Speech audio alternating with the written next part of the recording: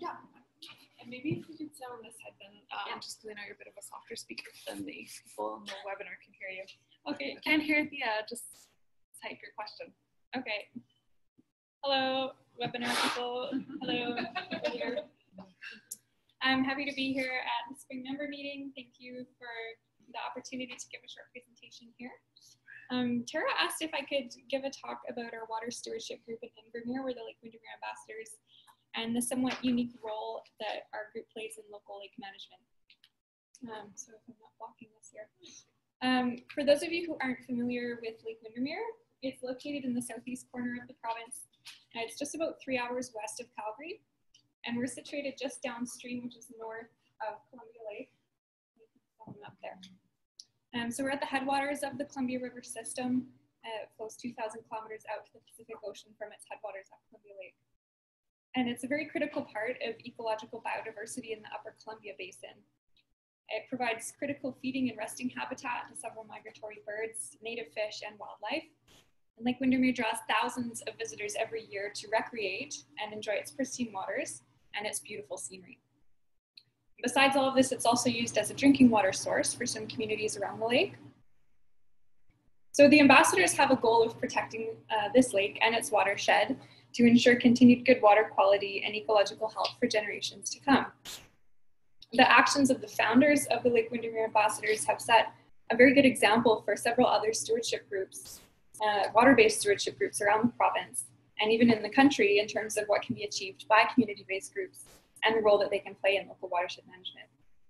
So before I get right into that, I wanted to just set the stage a bit and give you just a brief overview of the history of the ambassadors.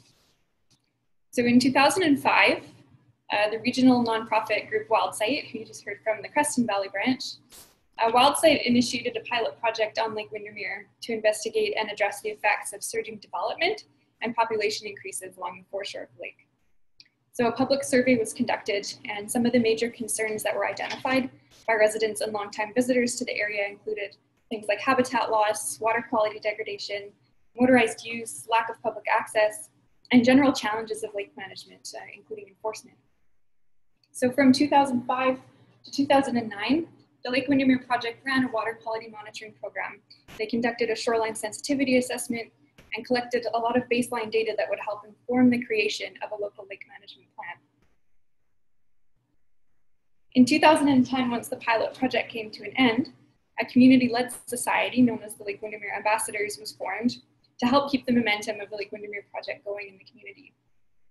Around the time of this transition, work was being done towards the official lake management plan, and this lake management plan is something that hadn't existed prior to this time.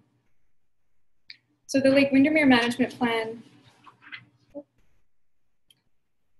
was created through 2010 with substantial input from the work done by the Lake Windermere project. And it addressed many of those initial concerns through regulatory and non-regulatory recommendations in the plan. So the plan was officially adopted. Oops. I did have a photo of the plan up there, it's not shown up. It was officially adopted in 2011 by two of the local governments around the lake, the Regional District of East Kootenay and the District of Windermere.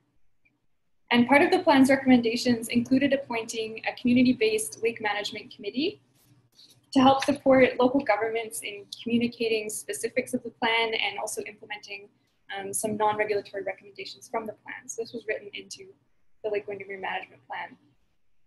Additional roles of the Lake Management Committee included stewarding the lake, communicating with the public, in essence acting as a liaison between the community and local government, and providing commentary directly to local government regarding development referrals and tenure applications concerning the lake and shoreline areas.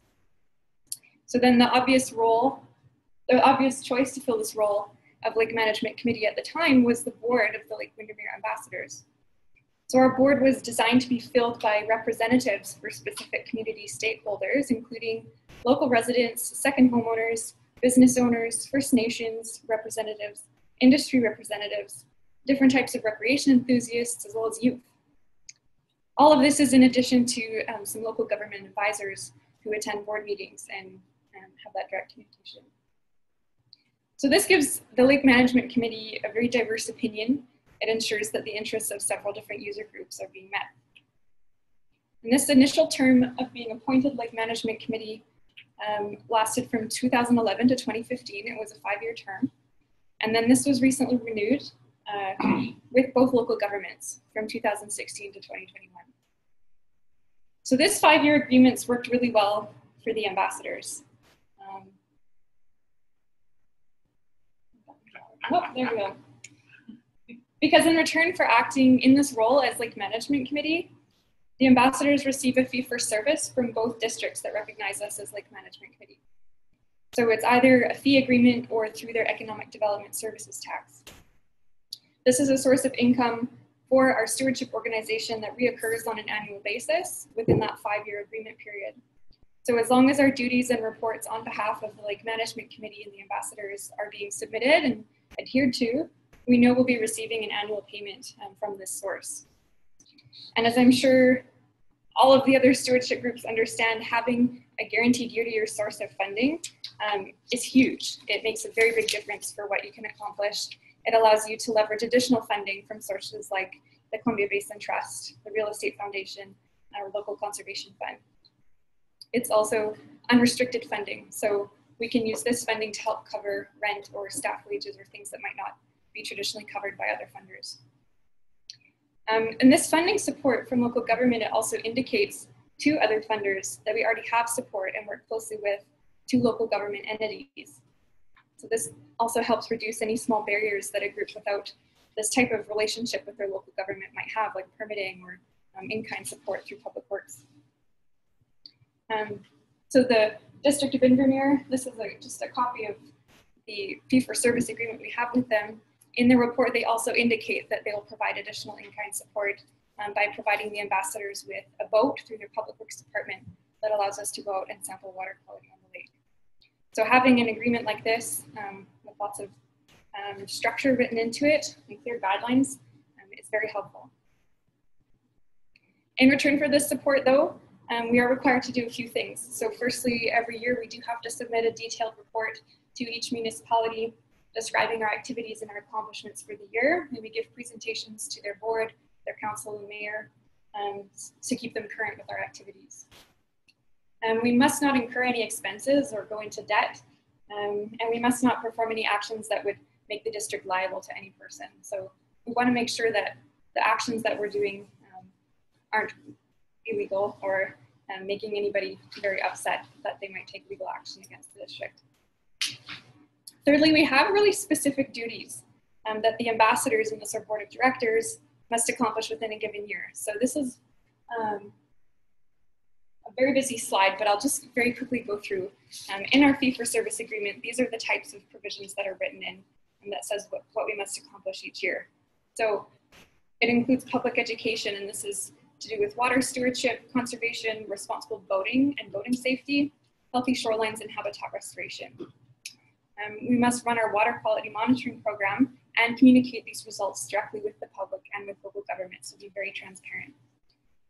We must coordinate with various levels of government to share information and educate the public about and implement recommendations from the Lake Management Plan. We must distribute information about what residents need to know when they undertake foreshore works on their property, so we help communicate that with residents. And we also share information and help the public understand new regulatory measures, such as water surface zoning or the development permit application process, which were new regulations that came into effect through the Lake Management Plan. So we helped communicate that to people so they understood the new changes. Finally, we must review referrals from the regional district and District of Windermere regarding developments or Crown land tenures when applicable. So my understanding, I just joined the ambassadors in June of last year, but this was put into place in 2010. And my understanding is that the local governments didn't just straight up come to us and suggest that these would be the terms. It definitely required some prompting on behalf of the ambassadors and the drivers of the Lake Windermere project to all come together with local government officials and come to an agreement that would see local government, the ambassadors, and the community all benefit from such an agreement. So the terms of this agreement were based on what was initially written into the Lake Windermere Management Plan. So I did want to share some challenges that have been noted with this model of engaging with local government. So firstly, there can be tight timelines on development proposals, which for a volunteer board can mean that proper communication with the district is limited, or a thorough understanding of information about development proposals might be limited before we're required to comment. Secondly, so far it's been mostly a one-way communication. So a proposal comes to the board and the board will comment, but we don't hear back confirmation or discussion as to whether a project ends up getting approved or rejected. And the Lake Management Committee has no regulatory influence. So our input is solely commentary. It has no legal weight behind it. And so the board can feel at times that their commentary is disregarded, or maybe if it contradicts the opinion of local government, that it won't be listened to. Thirdly, our board can sometimes lose sight of long-term impacts or precedents that may be set, or cumulative impacts of development if they're tending to be thinking on shorter term economic benefits. And finally, the opinion of the board or the recommendations of the management plan might not align with government recommendations or desires, either at a local or provincial level.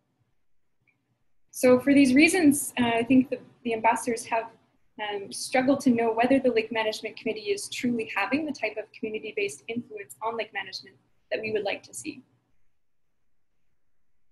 But it's not all bad news. My clicker will go. There we go. We've seen that being able to demonstrate community input to our local government planning gives our local governments a stronger case when they bring their decisions to provincial or federal agencies. The Lake Management Committee is a community-based group, so for them to say we have this comment directly from our community is a good tool for them. Our governments do recognize that the ambassadors have a really valuable voice in the community, and that the ambassadors are important to ensuring that the lake stays a top priority for residents, since it is our community's economic lifeline. The financial support that we receive is one thing, but the council genuinely views contributions as positive, and they do encourage our work where they can. It's also laid some groundwork for a larger basin-wide approach to watershed governance. So one of the initial goals of the ambassadors written into our terms of reference was to help initiate the creation of an Upper Columbia Watershed Governance Board and Watershed Management Plan. And the idea was this would serve to aid in regional watershed planning by taking a large-scale and holistic approach to water governance in our region. So last year, our organization's last program coordinator, Megan Peloso, and a consultant, Julie Gardner, published a document that's highlighted the experience the ambassadors have had in local water governance. And it gives insight into how and why this watershed scale governance board and management plan hasn't yet been achieved through the ambassadors, despite having been one of our initial goals, and why it's very likely beyond our current capacity to achieve or initiate on our own. So if you haven't had the opportunity to read Megan and Julie's publication, I do recommend that you do. It's quite lengthy, but it's full of great information. The report shares a lot of the challenges and successes experienced by the Lake Windermere Ambassadors through its 7-year history, so that others can benefit from the lessons learned. But for the sake of this presentation, I did want to summarize a few main points from their publication. So the next few slides will just be highlighting some of the points from the document. There we go. So firstly, local governments, including regional districts, are especially relevant to the work of watershed stewardship, whether that's through funding support, consultation on development applications, such as the ambassadors do, or just helping get the word out into the community via a newsletter or an e-blast. Local government support is very beneficial to stewardship groups, and those relationships should be fostered through meetings and presentations to council and mayor whenever possible. Secondly, a management plan can provide a critical lever for engagement of a watershed entity or a stewardship group in governance. In the case of the ambassadors, our management plan helps back our work. It gives clear direction, and it gives a foundation for a formal collaboration with government.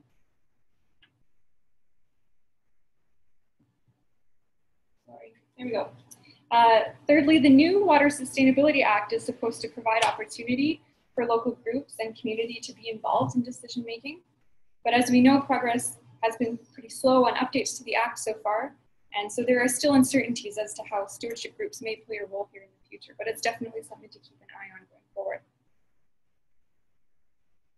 Next, our organization, oops, that's too much.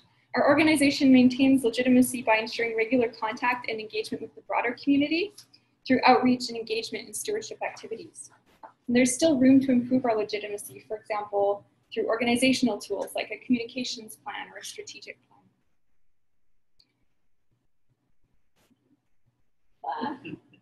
There we go, sustainable long-term funding, which for stewardship groups is always a struggle, and I know that the CBWN has had webinars and such on this in the past as well.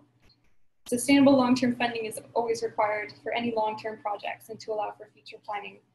But sharing resources or pooling knowledge between partners is a very viable option for helping improve organizational capacity.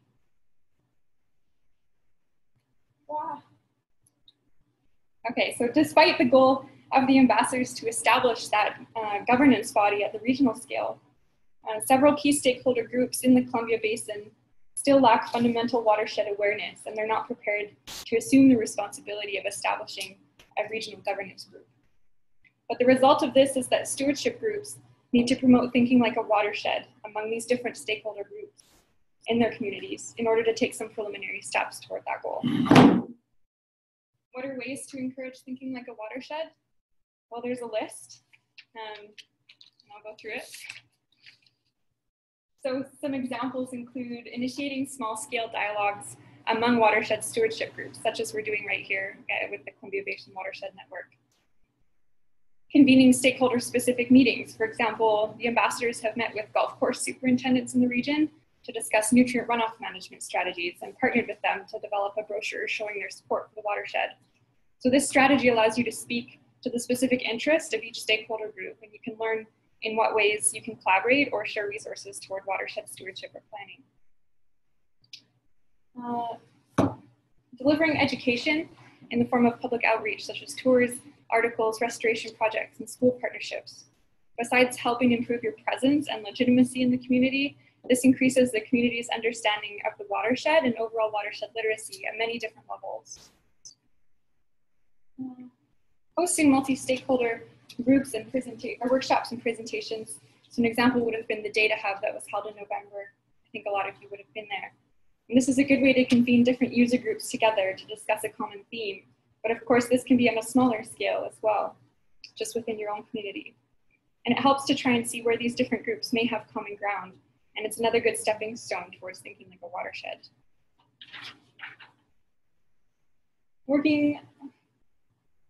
This is a really tricky one.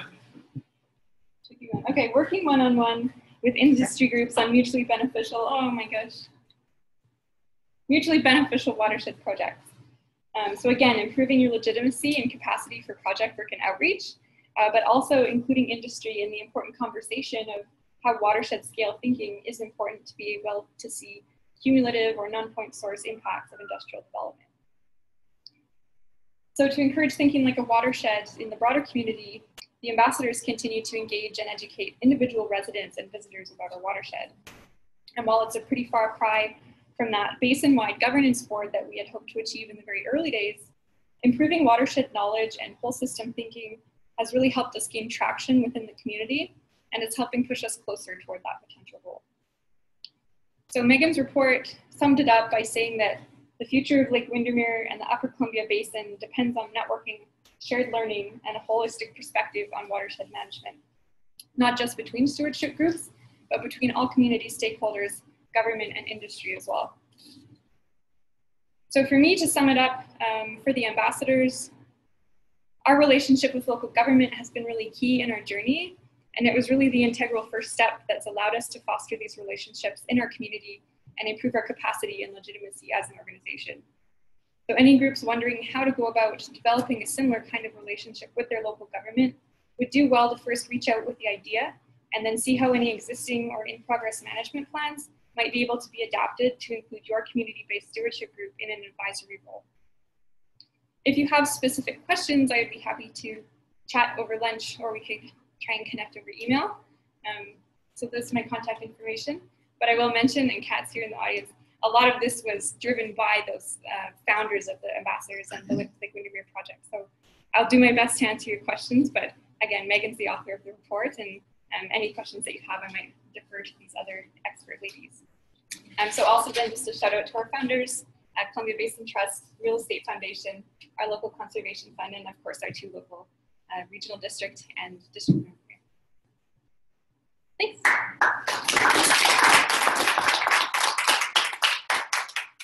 Can we have just a couple questions? You can always say I'm not answering them. Yeah. If anyone on the webinar has questions, feel free to type your questions in. Is the report on your website, or where can you download the report? The Lake Windermere Management Plan is on our website, yep. And you can also find it on the RDEK website, and they have the management plan with all its appendices, different maps and zoning regulations and stuff. The actual report. Oh, Megan's report. Yeah, it should be on our website as well, and if it's not, I'll put it up there. Yeah. Someone here has a question. What efforts have you made to communicate your plans and studies to provincial decision-making processes? From Pierre. Yeah, I know that we're in communication with the Ministry of Environment. There's one of their employees in the Cranbrook office. We kind of talk about collaboration in terms of lake monitoring. So they usually go out once per year, or they have been going out once per year to do water quality monitoring on the lake. And so we're in discussion of how we can kind of combine efforts on that and maybe share some resources. And we do upload all of our water quality reports to the provincial EcoCat database. So all of our water quality information gets posted online, and we do share it with our contacts at the Ministry of Environment. Does that answer your question? It's strange talking to this computer. Yeah. If you wanted to, you can follow up with me, Pierre, maybe if that didn't answer your question as well, but feel free to send me an email. Okay, thanks everybody. Thank you. So maybe, so our next presenter is Bill, and while Avery gets that going, Laura just asked me about the people